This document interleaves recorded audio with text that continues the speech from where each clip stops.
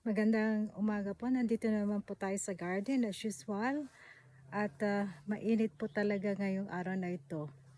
Ngayon po, hindi po ako nagpo-promote ng anuman po dito, kundi dahil po marami pong lamok, kailangan po natin itong bug zapper rackets. Hindi po ako maglalaro ng rackets kailangan ko lang po ito para pananggal ko po sa mga lamok po kasi nung nakita po ninyo ako, nag-ano po ako, pumapatay po ako ng lamok. Ngayon po ay, dahil ayaw ko pong gumamit ng repellent, so magra-racket na lang po tayo. Though hindi po talaga reliable ito kasi alam nga na magbubunot ka ng damo.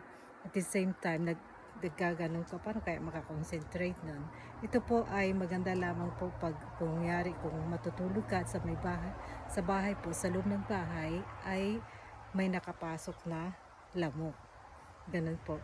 Kaya gagamitin po natin ito kahit na po mainit na marami pa pong lamok. Ibig sabihin, marami pong bunga yung ating blueberries this year, yung wild berries.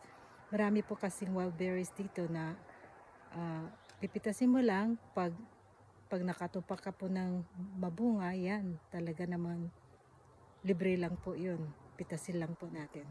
Anyway, ngayon po tayo ay magbubunot po ng damo at samahan po ninyo ako dito. Meron po pala akong maliit na tinaniman ko po ng peas kasi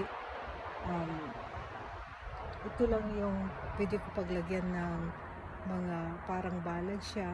Nilagyan ko lang siya ng itong parang alambre siya.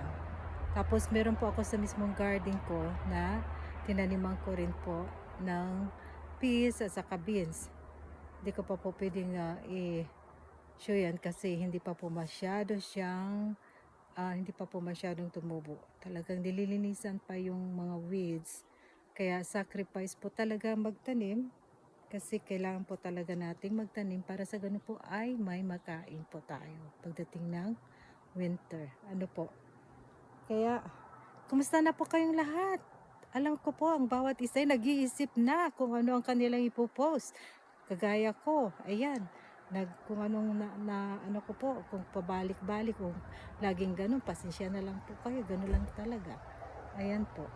Kaya, hintayin na lang po natin na, yung medyo maganda yung ating panahon, pero hindi na hindi mo napansinin yung kaganda ng panahon kasi kailangan mo na magawa ng post kasi yung oras papalabas na. I mean, naglalakad na yung oras. Hindi tayo pwedeng relax o mag-isip ng kung ano yung nakita natin, ano yung nagawa natin. Sige lang. Kasi sabi nga nila, post ka lang ng post. It's too hot, dear. Tapos, sige lang, post lang ng post. At ganun lang. Post na tayo nag-post. Kaya, actually, ito po talaga ay para po sa akin, ito po ay aking stress reliever at nakakatulong. Sa totoo po, nakakatulong po kayo sa akin, especially kahit na po ganito ginagawa ko. Talagang tulad pa ng sinasabi ko na dito sa malayong lugar, wala pong kakwentuhan o kapitbahay. Kayo lang po yung aking kapitbahay. Kaya ako pinagagalak bagamat po ang FB ay sinasabi nila ganito ganoon.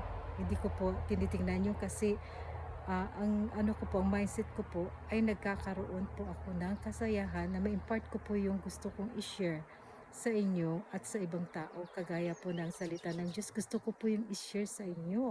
Kasi sa lahat ng buhay po natin, Diyos lamang po ang nakakaalam. Siya po talagang dapat nating panindigan at panaligan kasi lahat ng bagay dito sa mundo ay mawawala. Pero ang salita ng Diyos ay laging is forever. Sabi nga, always prevail. Yun po ang nakasulat sa banal na kasulatan. Kaya po, mag-enjoy lang po tayo kung ano po yung nasa puso po natin, share po natin. Pero kailangan din po nating yung mga very private na po, kailangan po natin na ah, isa atin na lang po.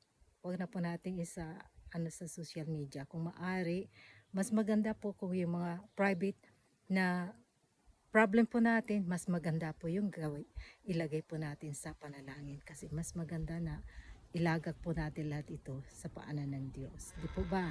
Kaya ganon, after na ilagak po natin yung sa Panginoong Diyos, pwede po natin i-share doon sa mga taong pinagkakatiwalaan po natin. Kaya ganun po ang mas maganda. Kaya wag po tayong mawala ng pag-asa. Keep going lang po tayo.